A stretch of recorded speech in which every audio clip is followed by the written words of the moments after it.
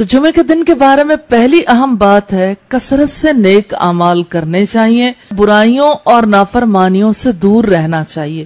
وقت کبھی کسی کے لیے ٹھہرا نہیں ہے، وقت نے گزر ہی جانا ہے، اس لیے مسلمان پر واجب ہے کہ وہ خیر اور نیکی کے کام کرنے کی کوشش کرے اس دن میں جتنے اس کے لیے ممکن ہو۔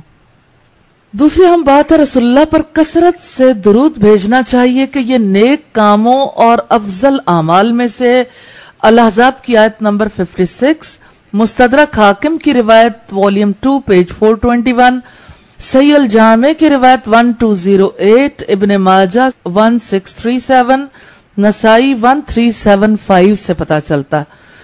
جتنا زیادہ انسان درود بھیجتا ہے اتنا ہی اللہ تعالیٰ کی رحمتوں میں اضافہ ہوتا ہے۔ تیسری بات ہے فجر کی نماز میں سورہ السجدہ اور سورہ الدہر کی قرات کرنی چاہیے۔ صحیح بخاری کی روایت ہے 891، مسلم کی روایت 2035۔ یہ محمد رسول اللہ صلی اللہ علیہ وسلم کی سنت ہے۔ چوتھی اہم بات ہے جمعہ کے دن خاص لباس پہننا چاہیے۔ جمعہ مسلمانوں کی عید ہے جس میں وہ ایک دوسرے سے ملتے ہیں، اس لیے اس دن میں صاف ستھرے کپڑے پہننے چاہیے۔ ابو داؤد کی روایت ہے 1086۔ پانچویں بات ہے جمعہ کے لیے غسل کرنا چاہیے، بخاری کی 877 اور مسلم کی 1951 سے پتا چلتا ہے۔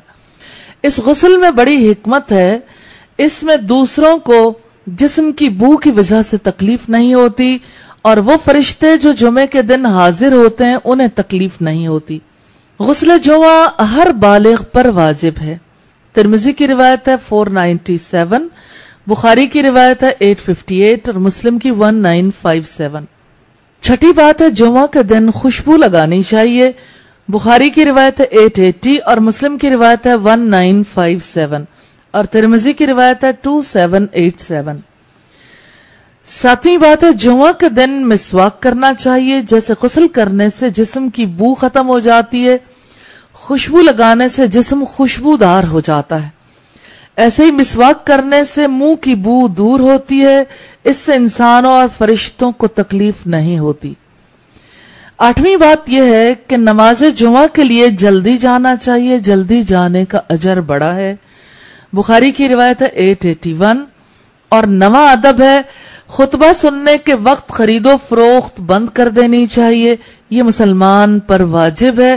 الجمعہ کی آیت نمبر 9 سے ہمیں پتا چلتا ہے جب جمعہ کے لیے اذان دی جائے تو خرید و فروخت بند کر کے مسجد پہنچیں۔ کتنے ہی لوگ ہیں جو عین جمعے کے وقت خرید و فروخت میں مشغول رہتے ہیں اور جمعہ کے لیے حاضر نہیں ہوتے، تو اللہ تعالیٰ ان کے دلوں پر مہر لگا دیتے ہیں۔ کتنے ہی ٹیکسی ڈرائیور اور مساجد کے ارد گرد حاضر رہنے والے جمعۃ المبارک کی نعمت سے محروم ہو جاتے ہیں، پھر اللہ تعالیٰ ان کے دلوں پر مہر لگا دیتے ہیں۔ 10واں ادب ہے جمعہ کے دن اگر بہت زیادہ مشقت نہ ہو تو پیدل چلنا چاہیے، ابو داؤد کی روایت ہے 345، ترمذی کی روایت ہے 496۔ اس پیدل چلنے سے مراد جو ہے وہ کسی پارک میں جا کے واک کرنا نہیں ہے، اس سے مراد مسجد میں چل کے جانا چاہیے۔ لیکن یہ ضروری نہیں ہے جن لوگوں کے گھر دور ہوں وہ گاڑی کی سہولت سے فائدہ اٹھا سکتے ہیں۔ 11واں ادب ہے جامع مسجد میں جانے کی کوشش کرنی چاہیے، اور 12واں ہے مسجد میں داخلے کے آداب کو پیش نظر رکھنا چاہیے۔ 13واں ادب ہے لوگوں کے سروں کو نہیں پھلانگنا چاہیے، ابو داؤد کی روایت 1118 سے پتا چلتا ہے۔ 14واں ادب ہے کسی دوسرے کو اٹھا کر اس کی جگہ پر نہیں بیٹھنا چاہیے، مسلم کی 5688 نمبر روایت سے پتا چلتا ہے۔ 15واں ادب ہے دو لوگوں کے درمیان نہیں بیٹھنا چاہیے، ابن ماجہ کی روایت 1115 سے پتا چلتا ہے۔ 16واں ادب ہے جمعہ کے دن مسجد میں نماز سے پہلے حلقہ بنا کر درس کے لیے یا علم کے لیے نہیں بیٹھنا چاہیے، ابو داؤد کی روایت ہے 1079 اور ابن ماجہ کی روایت ہے 1133۔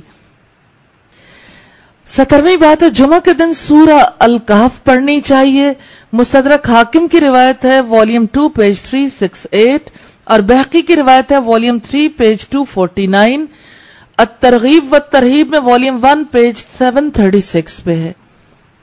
18वां अदब है हत्तुल मकदूर, इमाम के करीब बैठना चाहिए, इसका बहुत अजर है, लेकिन उसके लिए सफ़े नहीं फलांगनी चाहिए। अबू दाऊद की रिवायत 1108 से पता चलता है। 19वां अदब है पहली सफ में बैठने की हिर्स होनी चाहिए। अबू दाऊद की रिवायत 664 से पता चलता है। 20वां अदब है लग़्व बातों और कलाम से इज्तिनाब करना चाहिए, अगरचे कम हो। बुखारी की रिवायत 934 और मुस्लिम की रिवायत 1965 से पता चलता है। 21वां अदब है मुख्तलिफ हरकातों सकनात और अबस कामों से गुरेज करना चाहिए। खुतबा सुनने के दौरान बिला जरूरत हरकत नहीं करनी चाहिए, मसलन उंगलियां चटखाना, ज़ाहिर है ये एक लग़्व हरकत है।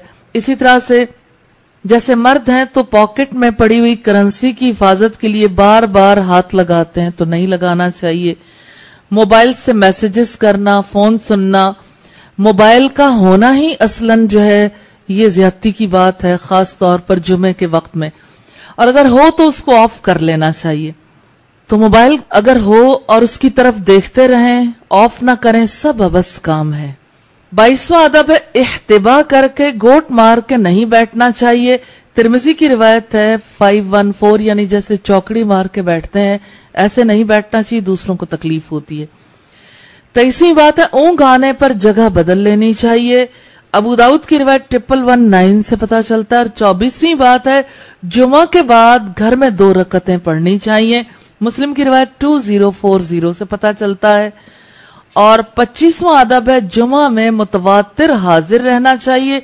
अबू दाऊद की रिवायत 1052 और तिरमिजी की 500 नंबर रिवायत से पता चलता है। 26वां अदब है जुमा के दिन कबूलियत की घड़ी में दुआएं करनी चाहिए। तिरमिजी की रिवायत 489 से पता चलता है। आपने इन आदाब में देखा होगा कि छोटी बड़ी कोई बात इतनी डीप ऑब्जर्वेशन है और इंसानों की तकलीफ का इतनी शिद्दत से एहसास कि कहीं किसी के तर्ज अमल की वजह से दूसरे को तकलीफ ना हो। ये कितना प्यारा दीन है जिसमें किसी की इज्जत उसके माल की वजह से नहीं, किसी इंसान को दूसरे इंसान पर खामखा की तरजीह नहीं।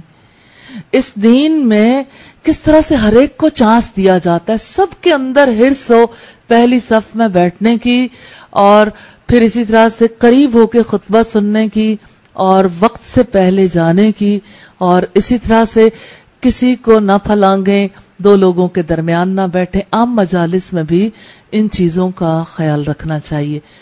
तो जब आदाब सीखते हैं तो ये आदाब जिंदगी के लिए होते हैं। इन आदाब को मलूज़े खातिर रखना बहुत ज्यादा जरूरी है।